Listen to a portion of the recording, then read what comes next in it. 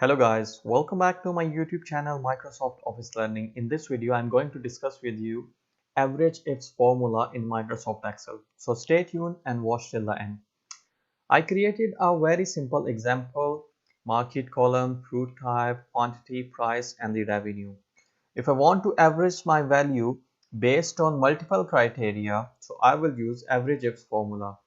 My criterias are two. One criteria is yolk and the second criteria is strawberry. So how can I use this formula? So it starts with is equal to AVER. On fourth number, the last option, you can see Averageifs formula. Press tab. Very first thing is average range. What is the range in which formula will average the values? So my average range is this revenue column because I want to average my value in this column. I will select all this column and then press F4. It will fix this column. Next thing is comma. Now next thing is criteria range 1. What is the first criteria range? My first criteria range is this market column. So I will select this market column and then comma. Now it's asking me what is your criteria 1. What's my first criteria? My first criteria is this cell yolk. I select this cell and then press F4. Again comma.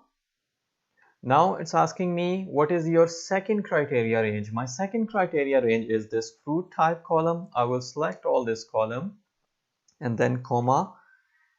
Now it's asking me what is your second criteria. Second criteria is this strawberry, this cell. I click on this cell and then F4. Now I have mentioned the criteria range by criterias. I can define as many criteria as I want. At the moment, I just have two criteria, so I'm just relying on these two criteria. Last thing is end of bracket and then press enter.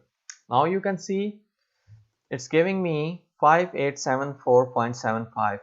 How it works, it will go into the market column, it will match the criteria, which is yolk, and then it will go to the next criteria range. Next criteria range is strawberry, and then it will go to the revenue column.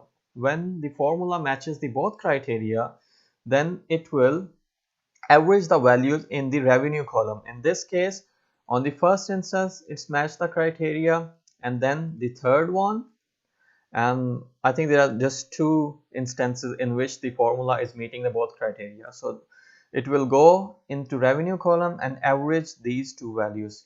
For your ease, guys, I wrote down the formula is equal to Averageifs average range, comma, criteria range 1, criteria 1, criteria range 2, and criteria 2.